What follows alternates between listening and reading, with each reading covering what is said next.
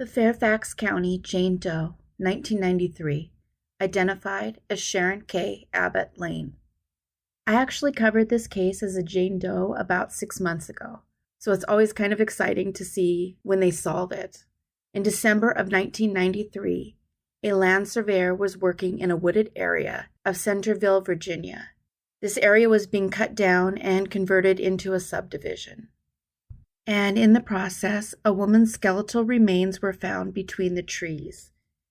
It was eventually determined that she'd been there about 1 to 6 years, although one source lists it as being up to 15 years. Though we know now that 3 to 6 years is likely how long it was. The young woman had teeth that were in pretty poor shape.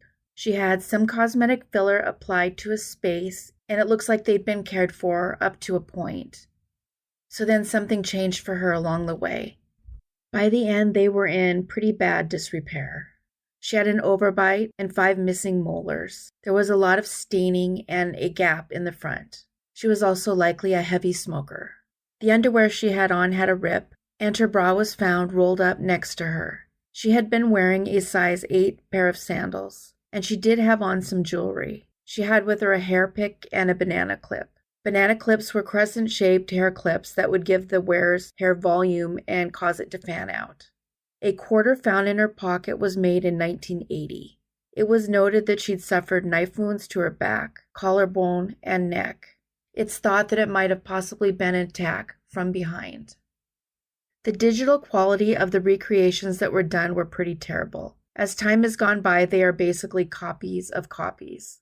But over the years, starting in 1999, a 3-dimensional likeness of her face was shown to the media. Despite this, no one came forward missing her or thought that they could identify her. It turns out that Sharon Kay Abbott Lane was the mother of 2 kids.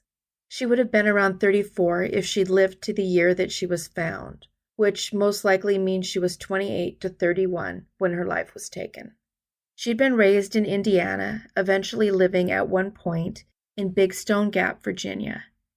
She was 16 when she had her first child, and her second child would arrive when she was 19.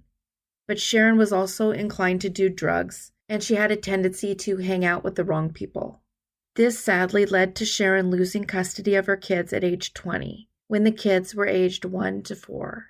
The oldest child, her daughter, recalls her mother calling her out of the blue in the mid-1980s, when she would have been around 8 to 10 years old. Up until that point, she'd had almost no contact with her mother.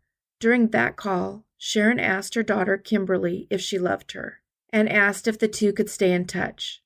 She would then give Kimberly her number. Kimberly would mention that she put her mom's number in a pocketbook, and she carried it around with her for the next few years. Which is pretty heartbreaking to think of a child doing this, and probably how hurt she felt when her mother never called again. Kim believes it was Fairfax County her mother commented that she was living in, and this was also the area she was found in. Her daughter Kimberly would say that she always thought she'd hear from her once she was an adult, but that again didn't happen.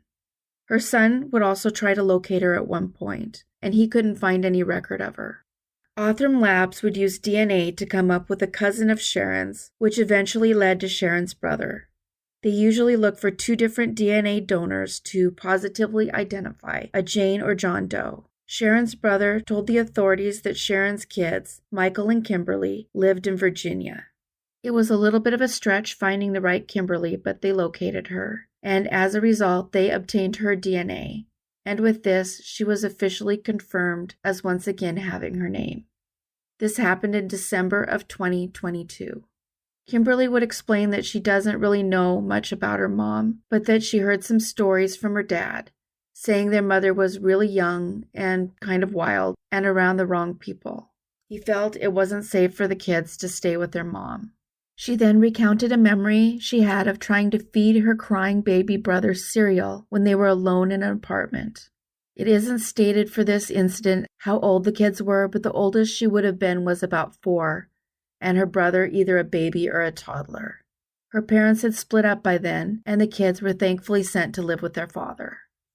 Michael, for his part, has no memories of his mom at all. He always had a bad feeling about what might have happened to her, saying he would much rather finally know what happened rather than being left to wonder.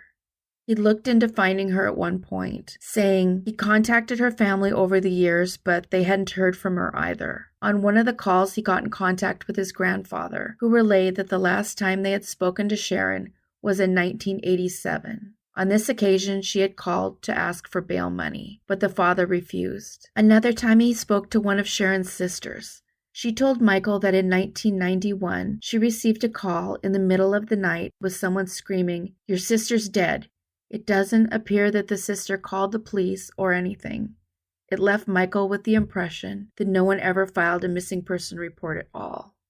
I always struggle if I should say what I think, and I've had some negative comments when I have. But people also ask me what I think, and in this case, I feel like I have to say how I think. Usually, I work really hard not to cast blame. They paid for any of their mistakes with their life, and usually it's a far higher price than anyone should have had to pay. And it's true for Sharon too. People normally get a chance to turn their lives around, and Sharon didn't get that chance. But at the same time, the mom in me is really bothered by the two kids, and my impression from what was written about it is that it's just so much more sad that they're the ultimate victims in this case. A little girl who carries her mother's number around in a purse as a 10 or 12-year-old, at least if my child was typical, that's not normal to have a purse with you at that age, not consistently. This makes me think that she was probably hoping for her mom to call her first. She didn't use it, but she wanted it. And in addition to Kimberly, there's a little boy who's reaching out to his mom's family again and again, trying for some sort of connection to his mother. They didn't appear to stay in his life any more than his mom did. The uncle knew the kids existed, but not where they were. And it sounds like once he got a hold of his grandfather, they didn't stay in contact either. It's just really sad to think about. And I'm glad that they had a father that was involved and wanted them. In all of these families, it's often the kids looking for the missing parent. As for Michael, he would tell a reporter that he still thought of his mom, saying he always thought that maybe she had started a new family somewhere. He was shocked to find out she'd been in Virginia the whole time. He believes she likely got mixed up with the wrong people. Her daughter would say she's hopeful they find who did it. The police are still hoping, now that they have Sharon's name, that they can solve who took her life. She sounds like a lost soul whose life maybe just spiraled. If anyone has any information on her movements, please call the number on the screen. Sharon Abbott Lane went unidentified for 27 years.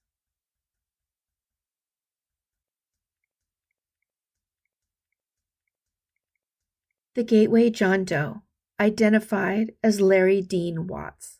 Larry Watts was 48 when he went missing from Grand Junction, Colorado, on June 16, 1997. His family reported him missing, but never knew what happened to him. They hoped against hope that he was okay somewhere and that they would see him again. There would be no movement on his case, and 22 years would pass before they finally knew who he was. He would be identified in December of 2022. We now know that he was found in Gateway, Colorado, when hunters stumbled upon his remains.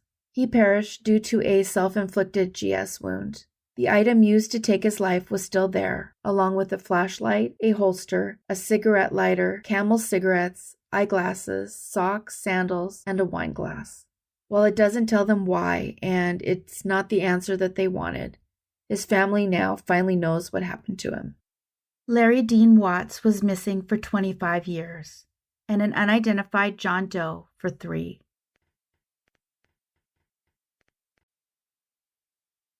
As always, thank you so much for watching. Please consider subscribing and hitting the bell so you don't miss new episodes. So if you enjoy the content here and you're not sure, take a peek to see if you're subscribed. Take care of yourselves and each other.